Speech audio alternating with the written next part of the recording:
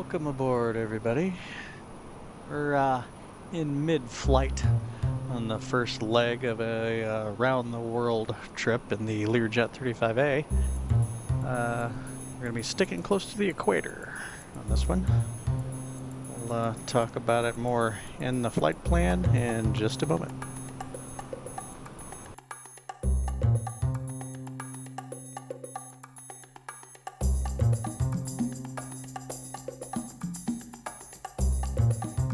And Sky Vector here. You can see it's a relatively simple flight plan. Of course, everything in Sky Vector is simple for me once I get outside of the US.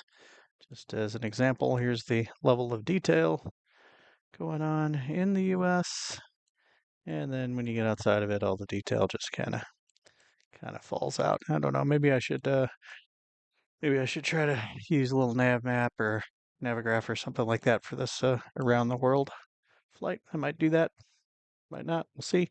We're roughly in this area here, getting actually pretty close to the descent. So I should probably get us back in the plane and get that going. See you there.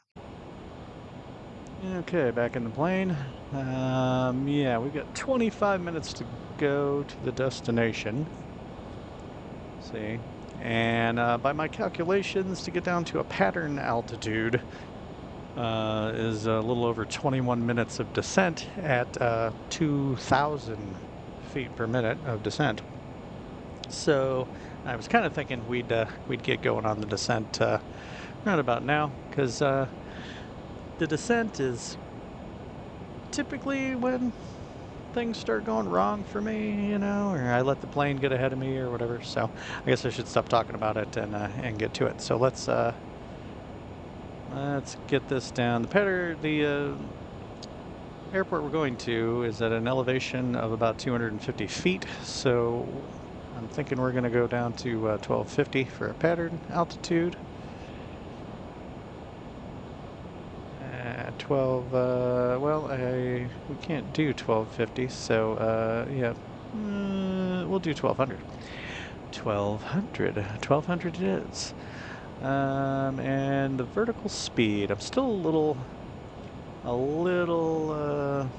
you know, not altogether at home in this plane.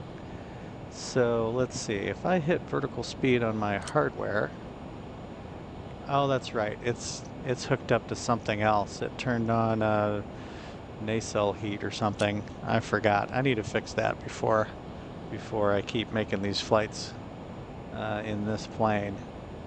Okay, so we'll hit it with the mouse, vertical speed, and then you can nudge this switch on the yoke over to nose it down. Oh, I might have overdone it. I don't know.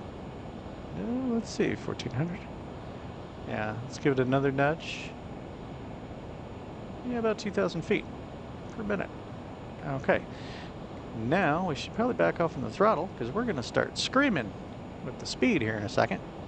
Let's bring it down to 75% or as close as I can get it on the N1, which is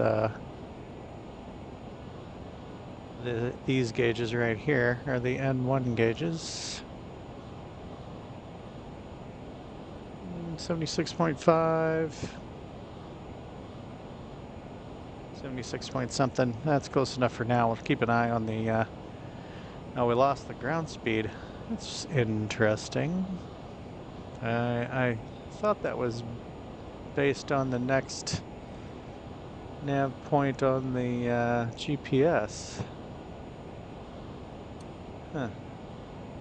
That's curious. I didn't expect that to happen. Alright, we don't have ground speed. We've only got true airspeed to work with, which have been running in the low 440s. So as long as I don't go way above 450 or much below 440, I'll figure that we're doing all right. Let's see, 100 is our desired course.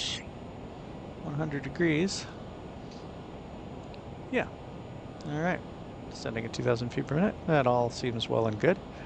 I should check the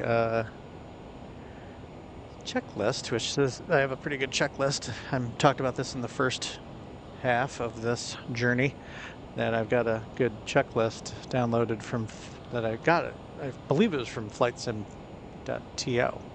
I'll double check. But before I do that, I'm going to do something else that I'm pretty sure is on the checklist, which is to set the pressurization for the destination altitude, which is pretty low. So we're going to start moving that lower. The destination is an elevation of 250 feet, so we want to set this to around 750 feet on the cabin altitude. So we got a ways to go here.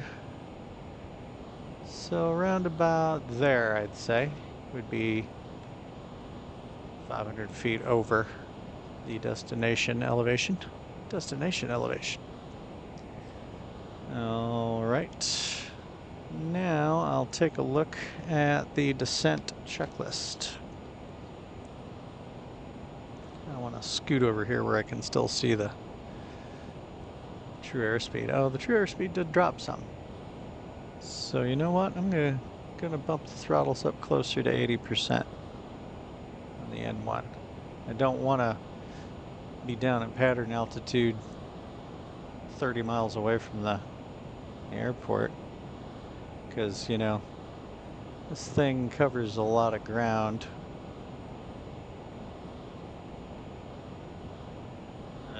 Like for instance, you know, we're already well into our descent here, and we've got you know, 142 miles to go. So that's just crazy. I mean, we're up high and we're going fast, so that's why that ends up that way. But that's just kind of crazy.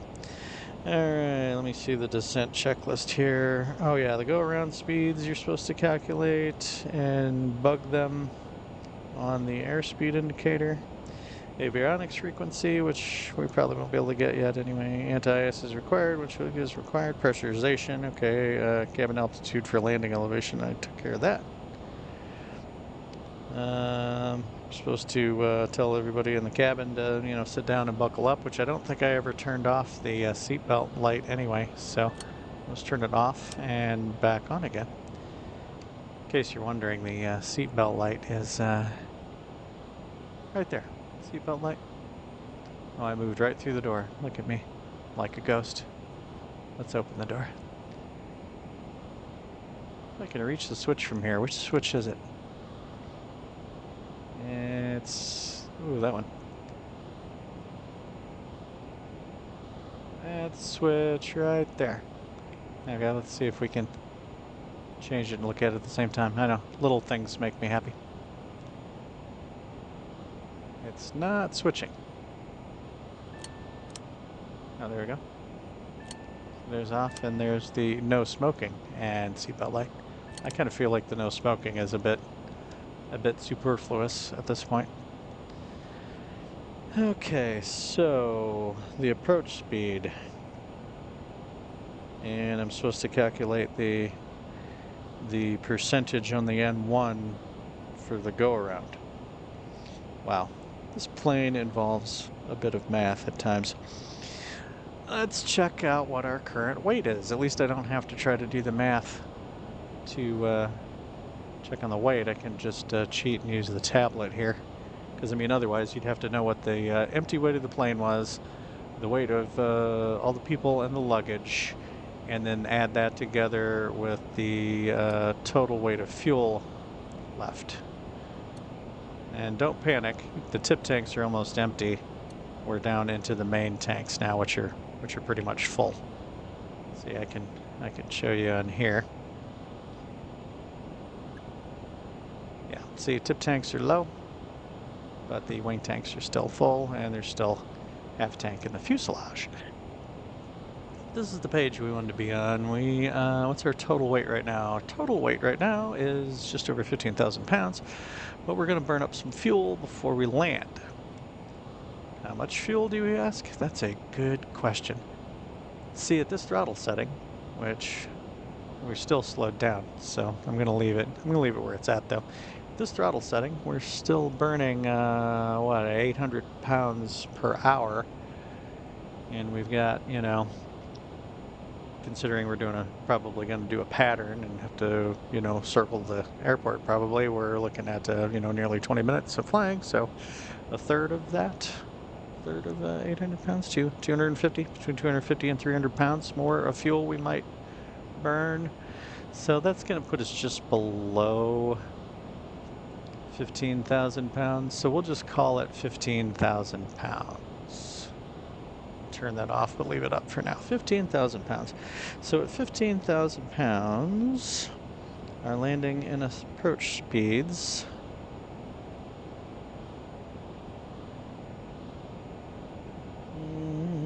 15,000 pounds. It's like 128 knots is the approach speed. If I am reading this correctly. I thought there was one on here that had, with the flaps down. Oh. Gear down, flaps, 40% gear up, flaps. Oh. Yeah. No, that's still right. It's assuming you've got flaps down. So that's the final approach speed. When you've got full flaps and everything, is 128 knots. So we will bug this at what looks to be 128 knots. Alrighty. And then I'm supposed to determine what the N1 max is if we have to do a go around. So at 15,000 pounds, we're going to be down at low altitude. We'll call it surface level. What's the temperature at our destination? I've got the weather for the destination up on my phone. At least I'm trying to have it up on my phone, but it's sticking notifications in my face. Oh, the temperature is quite warm, 33 degrees Celsius at the destination. So it's twice that. Sorry, I'm looking at a chart here. So for every 5 degrees above that, you take away almost a full percentage point. And it's 3 above, so about 92%. We're going to call it 92%. And we're going to put that on here as our reminder. Oops. This is our reminder. 92%. Is we shouldn't go over 92% on the N1 if we have to do a go around. A lot of math in this plane. A lot of math. And let's see, descent. There's nothing else on the descent. At transition altitude, which we've got a ways to go for that. Oh, look at that. We're not descending as quickly as we used to be. Okay. Oops. Okay, down, girl. Down. We need to be doing like almost 2,000 feet per minute. I wonder how long it's been that way. And why it changed. Oh, the vertical speed is off. Still engaged, but the vertical speed's off. Why? What on earth caused the vertical speed to become disengaged? See, these are the kinds of things that happen to me on the second half of every flight, it seems like. And then I'm not the greatest with this plane anyway, because it's a jet, and it's fast, and it's complicated. Why would the vertical speed have come off? Anyway, let's see. We've got like over 25,000 feet to lose yet, and 14 minutes to do it in. At 2,000 feet per minute, yeah, we should be okay. We should still be all right. Yeah, that increased our speed a bit. I may have to watch that and maybe back the throttles back off again. All right, so at the transition altitude, which is 18,000 feet, we need to switch to the local barometric pressure, which I looked up. Currently, since it's not in America, it's in hectopascals or whatever it is, and that's 1010, which works out to be like 2982 in inches of mercury. So at 18,000 feet, we switch the altimeters to 2982. And then next is the approach checklist, which is check circuit breakers, which they won't pop in this plane. This is a semi-magic airplane. Make sure we have hydraulic pressure. Again, that should be fine. Emergency air pressure check, fuel balance check, landing go-around speeds already considered. Make sure the avionics frequencies are in, and then we go to the before landing checklist. So let's see, what do we want to do? I know what I want to do. I want to take another look at the plane from the outside before we get on the ground. Yeah, that's just a classic right there. That is a hot, hot airplane. I love it. Just wish I could get my own registration number on it. Look at it from this angle. Good stuff. Okay, enough messing around. Let's see, we got 4,500 feet to go before we're at transition altitude. You know what? We can put the extra altimeter, the third altimeter, down to 2982 right now. There we go. And we're getting ever closer. I double checked. There's no approach plates or anything. There's no ILS for this airport. We just got to make it work. It's got a nice long runway. I think it's 5 and 2-3. And yeah, let me look at the weather thing for it here. Yeah, it's 5 and 2-3. And the wind is coming from due west, 270. So I guess we're going to go around and land on 2-3. Wind's not a lot. It's only 4 knots. It's VFR conditions, 10 kilometer plus visibility. And a few clouds at 3,000 feet, so not a big deal. Just means there'll be really good visibility for everyone to see me potentially botch this landing. You know, it's kind of how it is. The last time I was flying, I had a terrible takeoff and a terrible landing. I talked in the first video, part 1 of this, about the takeoff where I was going up into heavy rain and low ceiling, 0 visibility.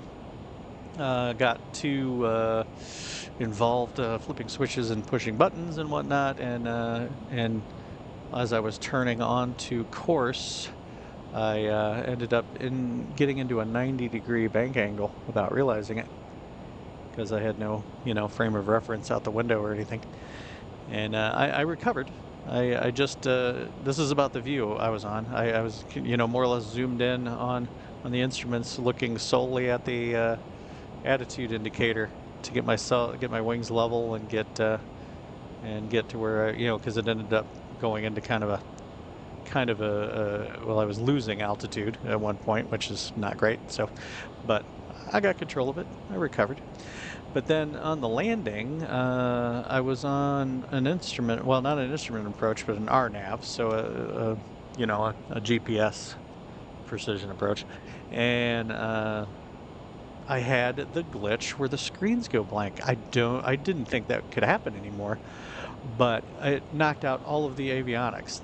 The autopilot, I was on the approach, and I was coming around onto the final approach. And it knocked out the autopilot, knocked out the GTN 750, and I ended up doing a low and slow landing, which is unusual for me. Usually I'm high and fast, and here I am in this big fast jet, and I ended up low and slow and had to give it a bunch of throttle to keep from falling short of the runway. It was just a disaster. My takeoff this time around was much better, although I turned the wrong direction. Somehow I got confused about whether I was facing north or south when I took off, and I ended up doing a big corkscrew over the airport, which is fine, considering it's a simulator. I'm not sure that they would have appreciated that in real life, but as I had changed the radio frequency to a random frequency, there was nothing they could say about it anyway. But my takeoff was fine. We'll see how the landing goes. I'm not promising anything. You know, maybe if I promise disaster, it'll be a smooth landing. I don't know. Anyway, where are we at now? We're below transition altitude, so let's get these guys down to 2982, so there's no confusion. 2982. While I'm over here, the radar altimeter is over here. Does that work? It says it works. Let's put the radar altimeter at 500 feet, just so I get a little more warning that I'm at 500 feet. I don't know what's going on, why over here it says radio altimeter, because I don't know what a radio altimeter is. And we have a radar altimeter. I don't know. I'm confused. I'll have to look it up at some point. Let's see. We're probably still 40, you know, we're 50 miles away, but I bet we could find it because there's not going to be that many.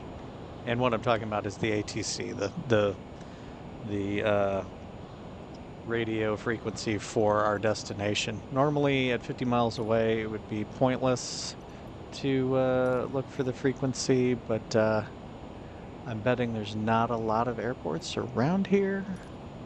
So yeah, there's not. And then one to 50 miles away is the closest one. That's where we're going. But look, you can only tune the traffic on here. You don't get any weather, which is just as well. I got it on my phone. But select a runway. We're going to hit runway 23. We're doing a full stop landing. I'll announce my position by hitting the button on my yoke.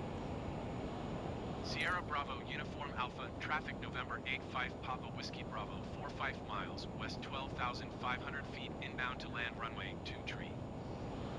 There we go. Actually using the ATC a little bit. I might not use it again. We'll see. Let's double check some stuff here. Pulling 380 knots, shoe airspeed.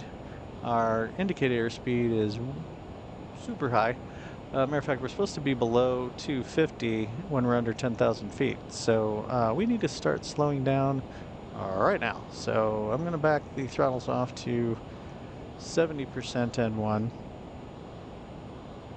And we're probably going to have to pop out the spoilers or air brakes to get below 250.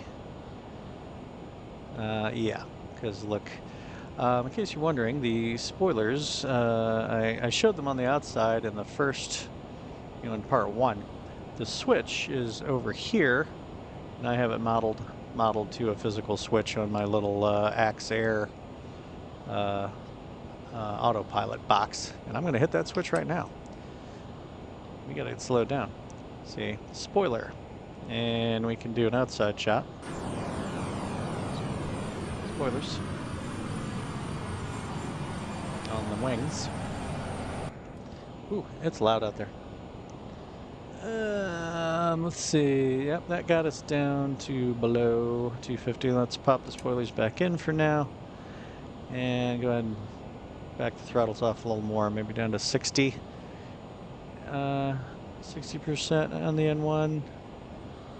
And look at that, our speed's going right back up over 250.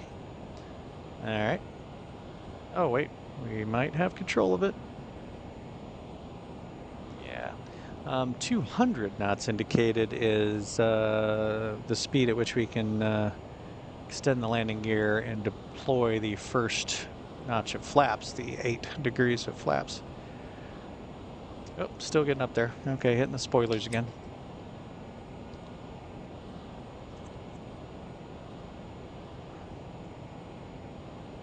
I wonder if there's any way to see the spoilers from inside. Let's go look real quick. Oh yeah, you can. Look at that. Check that out. Okay, snapping back to the cockpit.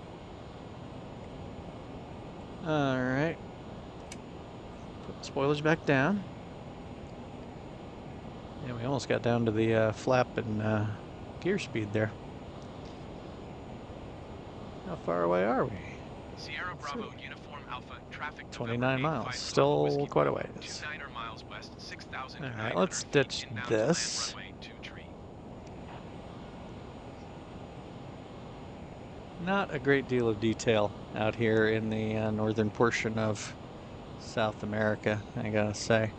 I think maybe South America is supposed to be, I thought I heard that there was gonna be maybe some South America scenery update, world update at some point, but we're getting so close to the release of Microsoft Flight Simulator 2024. I don't know.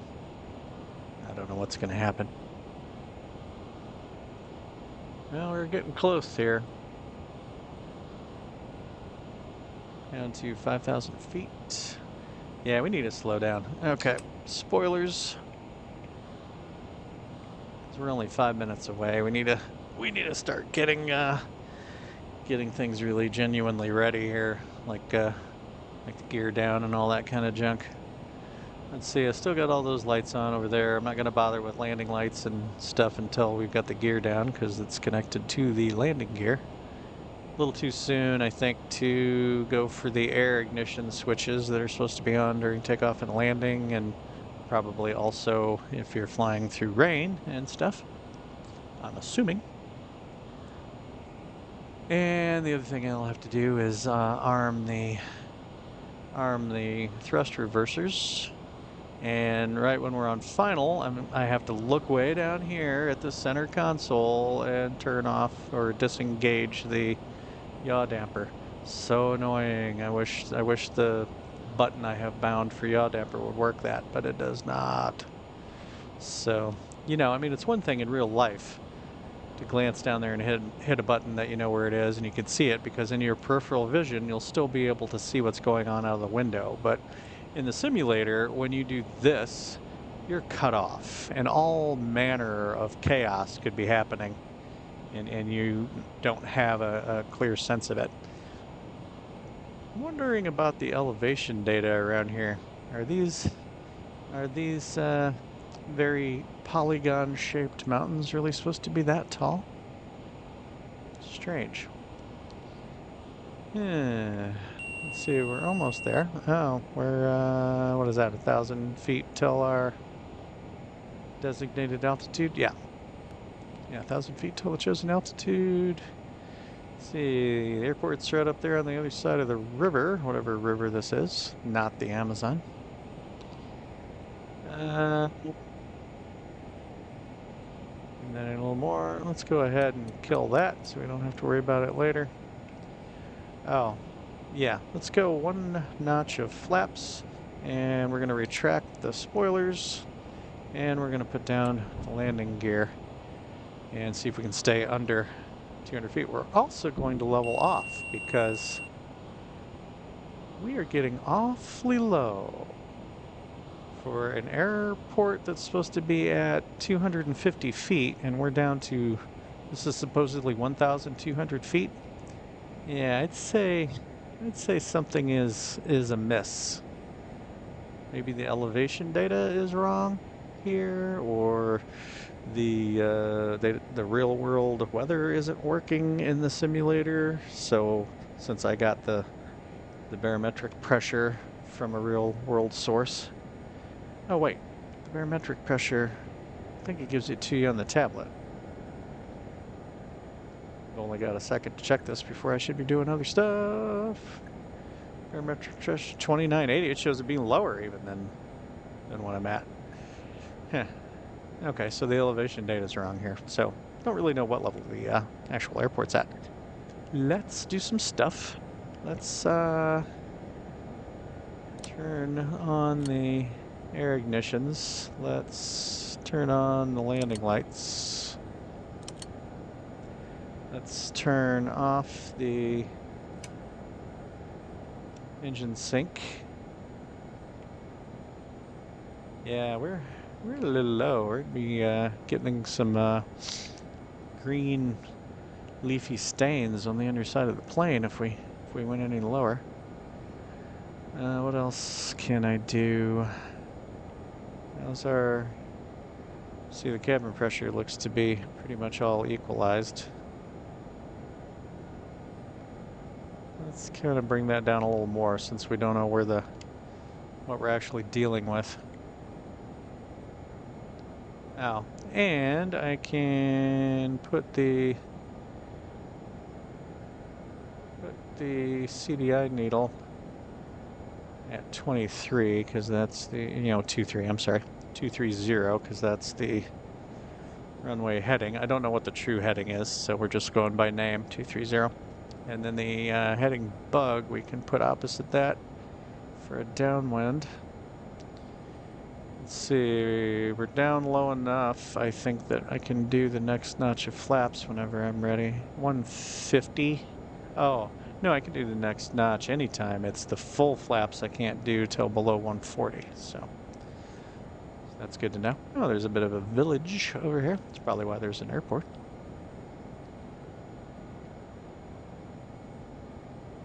Yeah, we're definitely coming in low. Coming in low. Yeah, I feel like the river is higher than 250 feet. It's got to be the elevation data is wrong in this part of the world. That's unfortunate. Yeah, there's no way that this is what... Oh, wait.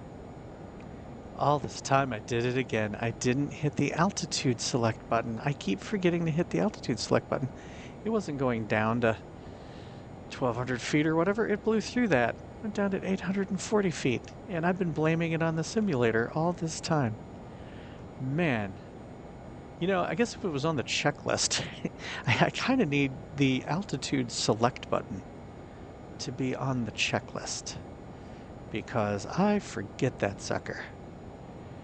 Man, I am such an idiot. So this is what 840 feet looks like. I can believe that. We're only a little bit below above the, well, let's see. Yeah, we're only at half of the pattern altitude, basically.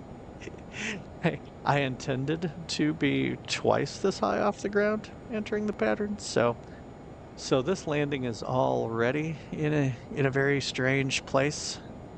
So I guess we'll just see how it goes. I'd rather do that than try to climb to 1,200 feet at the last moment here. We'll just have to get, slowed down in a hurry when we're on the downwind and the base. Yeah, I'm an idiot. The altitude select button right here. It's all well and good that I was choosing a target altitude, but the plane doesn't know that unless I hit the altitude select button. I'm such an idiot. I can't believe it. Looks like we're almost slightly off the magenta line. Strange. Okay, so here's the airport apparently. Let's go ahead and do that next notch of flaps since we're yeah, plenty low enough. Here's that next notch of flaps. There's the airport. Okie dokie. Alright, after we get over it, I'm gonna switch to heading mode to put us into the downwind. Hopefully, we don't get a blank screen and lose everything again. Alright, heading mode. And we need to arm the thrust reversers. And after I touch down, I have to remember to hit my physical button that is bound to this itty bitty tiny little button down here to unlock the nose wheel steering. Ooh, yeah, we're low. Danger hitting these little hills over here if we make too much out of our downwind. Yeah, it sure seems like we're angled towards the runway, doesn't it? Yeah, I guess not. Either way, this gonna suck. I'm gonna turn us out a little bit to give us more room to bring it around, because we were in too tight for comfortably getting onto the base.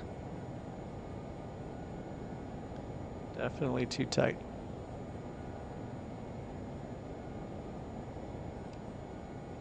Okay, I also have to remember to turn off the yaw damper, or disengage the yaw damper on final. Okay, switching the autopilot off, which we really technically shouldn't have had the autopilot on this close to the ground. It's usually like 1,000 feet or something like that. Yeah, we're gonna have to make this a fairly tight turn. I'm gonna give it some thrust because we gotta make a fairly tight turn to get lined up with the runway.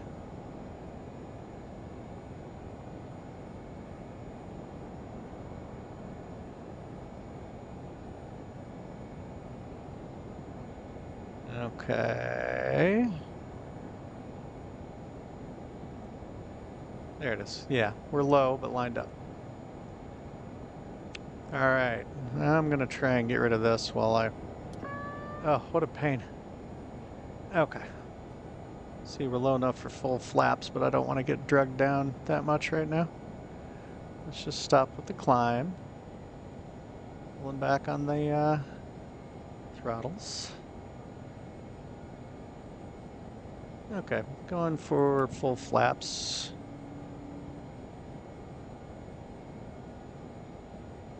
Oh, the radar altimeter is telling me I'm below 500. That's good to know. Okay, we're about down to that speed I bugged, 128. Why does the runway look like it's got grass growing on it over there? Oh, it's just rendering in. And I gotta say, these are some tall trees here. Yeah, I'm gonna have to drop in behind these trees.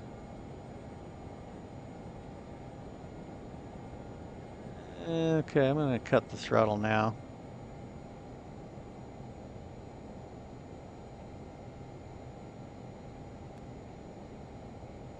Uh-oh. Oh, yeah. That was ugly. That was an ugly bounce. Okay, thrust reversers.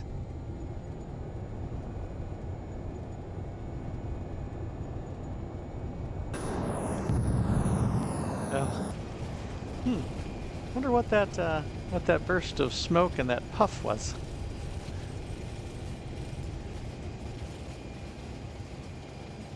I don't have any flashing warning lights or anything going on. That was interesting. Did I pop a tire or something?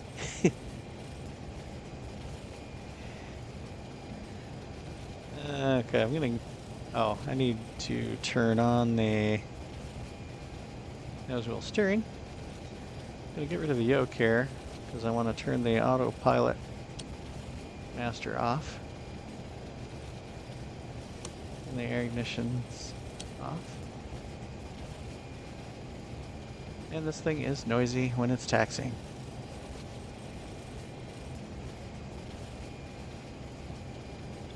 Flight director seems to be stuck on here. Whoops. Was that my spot to turn off? Oh, there's a spot up there. Okay, putting the flaps up. I'm switching to taxi light. Turning off the strobe and recognition lights. About to miss the taxiway. Disarming the thrust reversers. I'll come to a stop here to finish all this other junk up. We'll tell them that it's okay to unbuckle. Turn off the stall warning. We'll put the transponder on standby.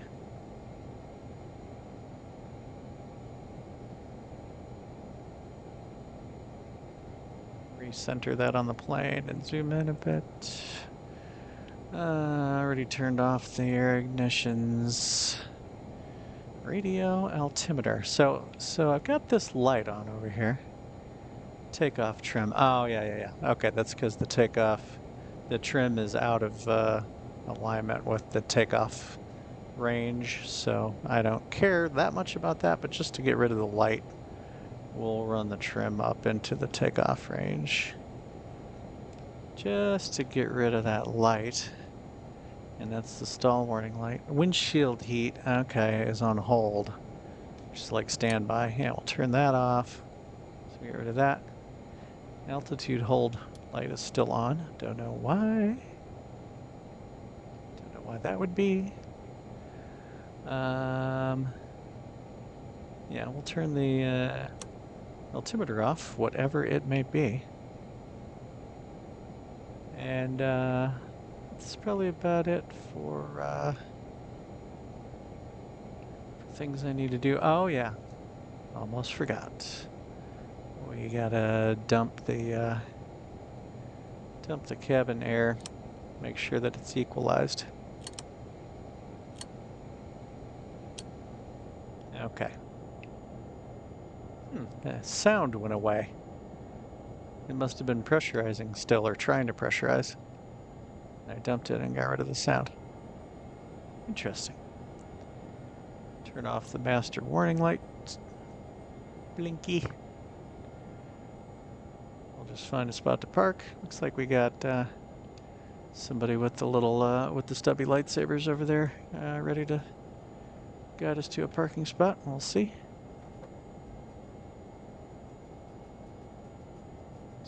They're facing the other way, so I'll go around the other side here.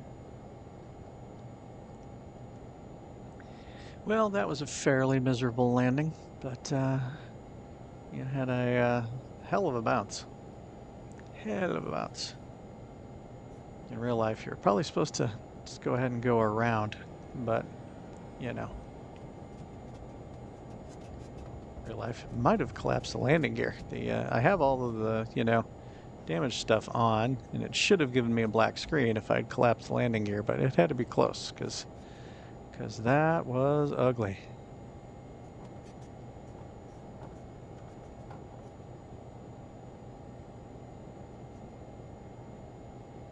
Yeah, whatever. There we go. All right. Parking brake. Let's get some lights off. Turn the taxi lights off. Turning the nav lights off. The only light on now is the beacon light.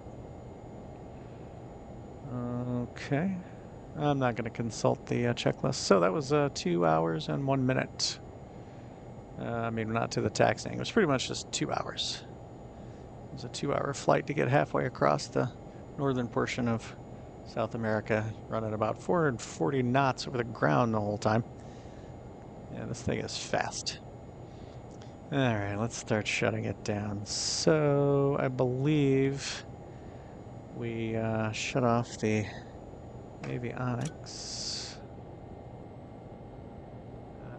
I'm gonna leave the lights on till last. See, I already turned the air and everything off.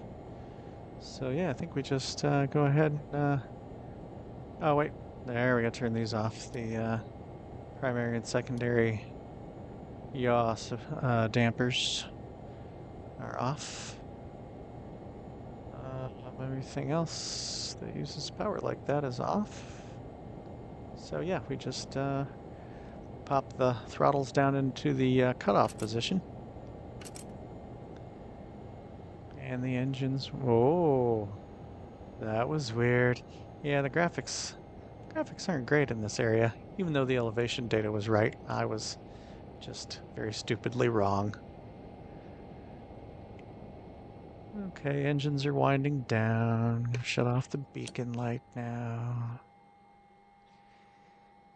And we'll go ahead and shut off the secondary and primary inverters. Both batteries.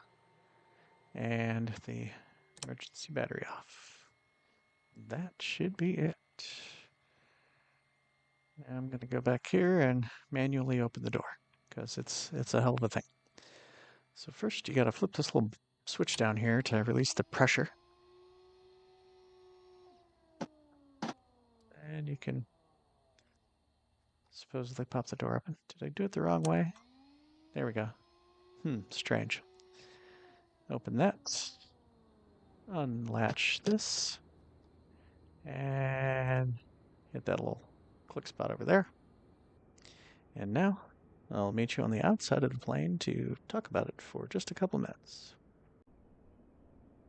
Okay, we got out. The love triangle and the woman who's just staring at the wall in there. They're going to hang out in there for a bit. Oh, I didn't show you the luggage. I guess we'll go back in there. So you've got her still staring at the wall. You've still got her staring at him and him staring at her. And then back here, you've got all the luggage. Cool, huh? Anyway, okay, guys.